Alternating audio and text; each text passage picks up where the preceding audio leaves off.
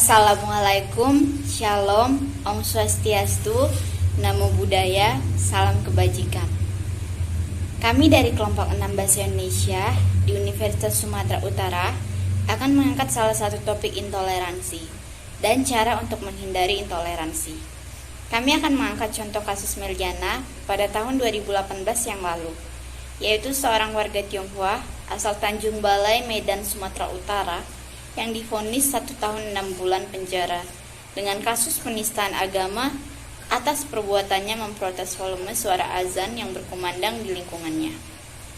Majelis Hakim Pengadilan Negeri Medan menilai Meliana terbukti secara sah dan meyakinkan pelanggaran pasal 156A Kitab Undang-Undang Hukum Pidana atas perbuatannya tersebut. Media sosial pun sempat ramai mengomentari kasus ini. Pengguna Facebook dengan akun RRIP meminta Meliana untuk mencari tempat tinggal lain. Kalau ngerasa terganggu dengan suara masjid, ke gunung saja yang tidak ada penghuninya. Sementara netizen Hairul SIRO menuliskan bahwa tindakan yang dilakukan oleh Meliana adalah berlebihan, dan jika dibiarkan, lama-kelamaan muslim beribadah akan dituntut untuk mengalah, puasa menghormati yang tidak puasa, dan sholat menghormati yang tidak sholat. Kemudian dia menekankan bahwa umat Islam di Bali saja tahu diri saat nyepi, harus tanpa listrik dan sinyal seluler. Pengguna lini masa Twitter juga ramai mengomentari kasus Meliana. Dukungan dan kritik terhadap kasus vonis Meliana cukup banyak bermunculan. Misalnya pemilik akun @inyongmanise yang menyebut apa yang menimpa Meliana sebagai tragedi kemanusiaan. Meliana divonis 18 bulan penjara, sementara mereka yang membakar wihara Buddha hanya dihukum 1,5 bulan dalam kurungan. Namun, cuitan yang paling mencuri perhatian berasal dari Menteri Agama yaitu Lukman Haji Saifuddin. Pak Lukman bersedia bila diperlukan untuk menjadi saksi ahli yang meringankan bagi persidangan Meliana selanjutnya.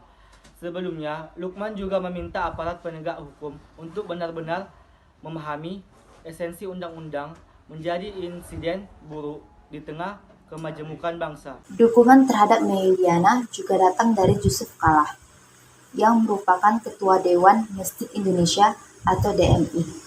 Apabila ada masyarakat yang meminta agar tidak dikeraskan, itu tidak seharusnya dipidana. Apakah hanya meminta agar suara tidak dikeraskan, itu wajar saja. Dewan Masjid saja menyarankan agar suara tidak dikeraskan, kan, kata Yusuf Kala terhadap wartawan. Keluhan Meliana yang beragama Buddha terkait pengeras suara masjid sempat menyulut aksi massa pada tahun 2016 lalu. Sebanyak 3 wihara dan 8 kelenteng dibakar, setidaknya 8 orang ditangkap polisi karena kejadian ini. Ke-8 orang itu menerima vonis beragam antara 1,5 hingga 5 bulan penjara. Itu tadi sedikit tentang kasus Meliana. Terlepas dari kasus ini, di sini kami tidak berniat untuk membela dan menyalahkan pihak manapun. Sebagai warga negara Indonesia yang menjunjung tinggi nilai persatuan bangsa, seharusnya kita bisa lebih mentoleransikan keberagaman dalam negeri tercinta kita ini. Jangan biarkan keberagaman suku, ras, budaya, dan agama sebagai jurang pemisah di antara kita. Apalagi sampai saling balas dendam antar umat beragama. Untuk itu, kita perlu tahu bagaimana cara untuk menanamkan sikap toleransi dalam diri kita masing-masing. Dalam hal ini, kami sudah merumuskannya dalam 5M. Yang pertama yaitu mengenali diri sendiri. Sikap bertoleransi bisa dibangun dari kesadaran untuk mengenali diri sendiri. Ambil waktu sejenak untuk merenungkan sikap kita kepada sesama. Ingatlah bahwa sebagai manusia diri kita juga memiliki kekurangan. Sebelum menjadi orang yang intoleran, mulailah dengan mengenali diri sendiri dan merenungkan apakah sejauh ini kita sudah memiliki sikap toleransi terhadap sesama yang berbeda atau tidak. Yang kedua yaitu memahami perbedaan. Toleransi muncul ketika kita menghadapi suatu perbedaan, entah itu beda keyakinan atau beda kondisi fisik. Perbedaan tercipta bukan untuk memisahkan kita. Justru perbedaan tercipta agar kita menyadari bahwa di dunia ini tidak semuanya sama.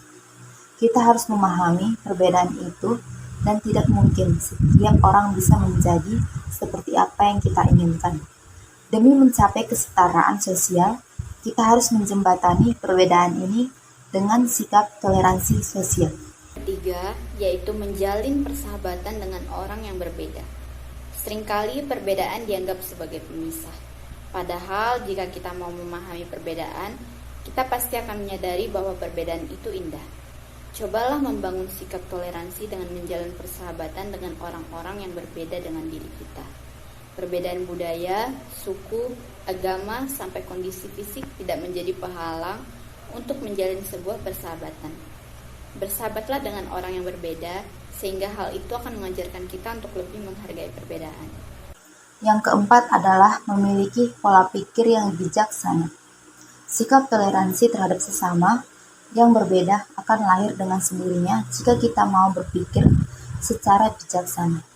Dalam kondisi ini, bijaksana yang dimaksud adalah menyadari bahwa setiap orang tercipta dengan perbedaannya masing-masing. Walaupun kita berbeda dengan orang lain, bukan berarti kita harus menghindari orang tersebut. Justru mulailah bersahabat atau bersilaturahmi dengan orang yang selama ini berbeda dengan kita. Yang kelima yaitu menempatkan diri ke orang lain yang kita anggap berbeda. Kita tidak bisa selalu mengutamakan keinginan pribadi dan memaksa agar orang lain yang kita anggap berbeda untuk turut menyetujui keinginan kita.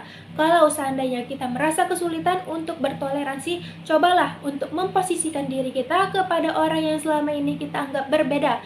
Kita harus memperlakukannya orang yang berbeda dengan baik, karena jika kita berada di posisinya, kita akan menginginkan orang lain untuk turut berbuat baik kepada kita. Baiklah, setelah kami menunjukkan